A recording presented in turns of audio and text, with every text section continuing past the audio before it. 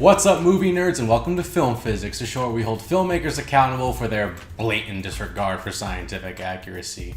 I'm your host, Brandon Hanna, and today we're going to be discussing the science of A Quiet Place.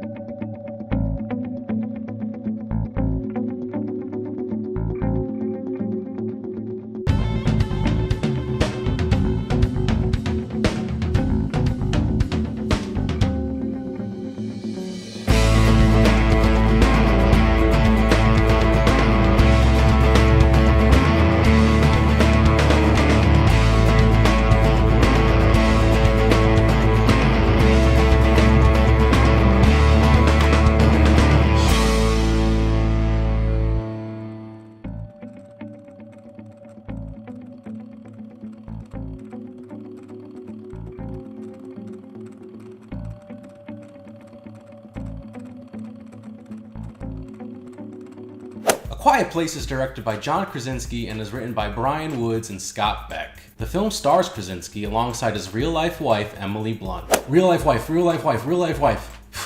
Try saying that 3 times fast.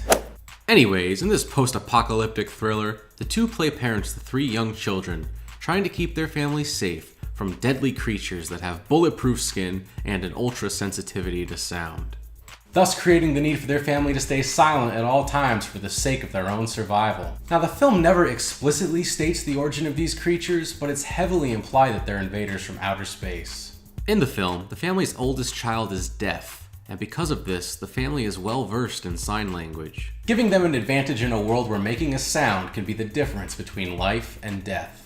We learn early on in the film that Krasinski's character is a bit of a hobbyist. He is seen experimenting with radio equipment in an attempt to reach out to other survivors. And he is also seen experimenting with hearing aids, attempting to give his daughter the gift of sound in an ever-growing silent world. More about that later.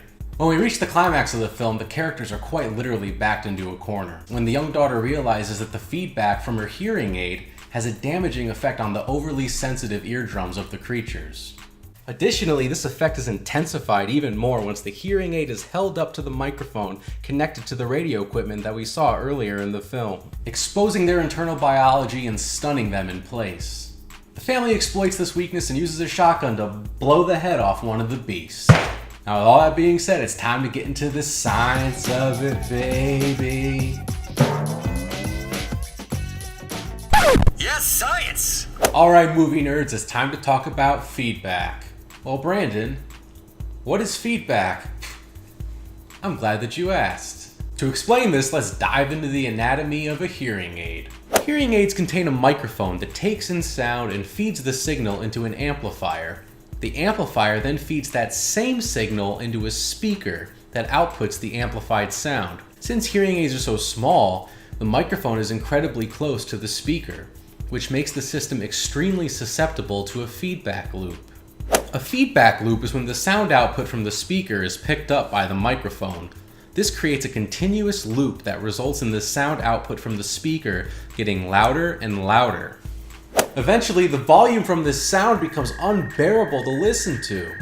In the film, it is important to note that the modified hearing aid that Krasinski's character gives to his daughter contains larger, more powerful speakers. This makes the hearing aid even more susceptible to feedback than normal. The occurrence of this phenomenon happening in audio equipment is probably the most commonly well-known application of a feedback loop. However, feedback loops can also occur in other instances of mechanical and electrical engineering, biology, and even climate change.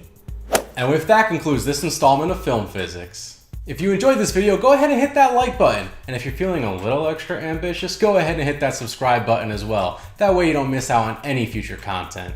And if you guys like movies and movie-related things, go ahead and give my buddies over at the Guest Spotlight a chance. And who knows, maybe you'll see me appear on their channel from time to time.